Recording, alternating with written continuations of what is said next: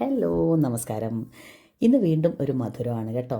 വേറൊന്നുമല്ല, കാജു കത്ലി, അതായത് കാജു ബർഫി എന്നൊക്കെ പറയുന്ന, നമുക്കിവിടെ കാന്തി സ്വീറ്റ്സ് എന്നും കാർത്തിക് സ്വീറ്റ്സ് എന്നൊക്കെ വാങ്ങിക്കാൻ കിട്ടുന്ന അതിനേക്കാളും ഒരു പടി മുന്നിട്ട് നിൽക്കുന്ന ഒരു ടേസ്റ്റാണ് കേട്ടോ ഇതിന്.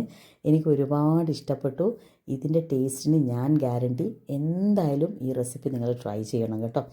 അപ്പോൾ നമുക്ക് ഉണ്ടാക്കിയാലോ. അപ്പോൾ ഞാൻ ഏകദേശം 250 ഗ്രാംസ് ഓഫ് നല്ല ക്വാളിറ്റിയുള്ള കാഷ്യൂനട്ട് എടുക്കണം കേട്ടോ.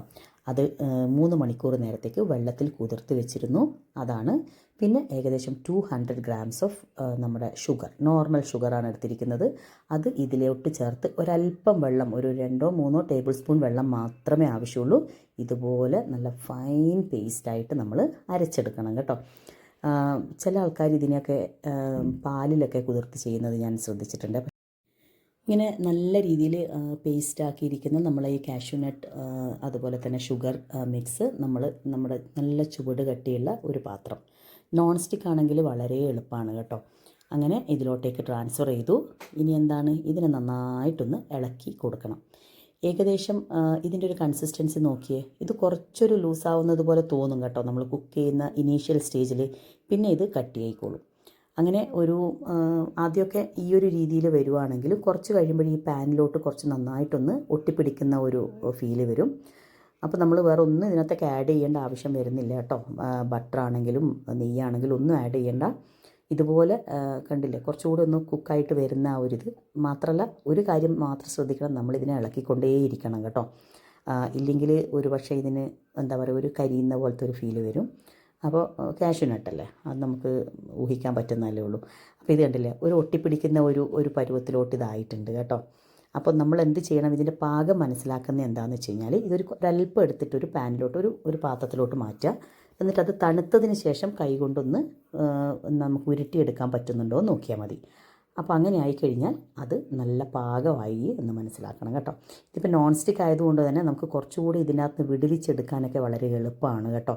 അതുമാത്രമല്ല, ഇത് കുക്ക് ചെയ്യുമ്പോൾ ഒരു കാര്യം കൂടെ ശ്രദ്ധിക്കണം, ഏറ്റവും ലോ ആയിട്ടുള്ള ഫ്ലെയിമിൽ മാത്രം കുക്ക് ചെയ്തെടുക്കുക. ഓക്കെ. പിന്നെന്താണ്, അതിന് ശേഷം ഇതിപ്പോൾ ഏകദേശം 20 മിനിറ്റ്സ് എടുത്തു കേട്ടോ. ഈ ഏറ്റവും ലോ ഫ്ലെയിമിലിട്ടിട്ട് ഞാൻ ചെയ്തപ്പോൾ 20 മിനിറ്റ്സ്. അപ്പോൾ നമുക്ക് എന്ത് ചെയ്യാമെന്ന് വെച്ചാൽ, ഇത് ആക്കിയ ഉടനെ തന്നെ നമുക്കൊരു ബട്ടർ പേപ്പറിലോട്ട് ഇതിനെ ട്രാൻസ്ഫർ ചെയ്യാം. അല്ലെങ്കിൽ ഞാൻ ഈ ചെയ്യുന്നത് പോലെ തന്നെ നമ്മുടെ സെയിം പാനിലിട്ടിട്ട് കുറച്ച് അങ്ങോട്ടും ഇങ്ങോട്ടും ആക്കിയിട്ട് അതിനെ ഒന്ന് തണുത്ത് റെഡിയാക്കി മാറ്റാം. ഇപ്പോഴും ഇത് കംപ്ലീറ്റ് ആയിട്ട് തണുത്തിട്ടില്ല, എന്നാലും കൈകൊണ്ട് നമുക്ക് തൊടാം എന്നുള്ള ഒരു ചൂട് ആയിട്ടുണ്ട് കേട്ടോ. അതുകൊണ്ടാണ് ഞാൻ കയ്യിലെടുത്തത്. ഇങ്ങനെ നന്നായിട്ടൊന്ന് മിക്സ് ചെയ്യണം. അതിനുശേഷം ഇതുപോലൊരു ഷീറ്റ് എടുക്കുക, അല്ലെങ്കിൽ ബട്ടർ പേപ്പർ എടുക്കാം. അതിനകത്തേക്ക് ഞാൻ ഒരല്പം വെണ്ണ തടവിയിട്ടുണ്ട് കേട്ടോ.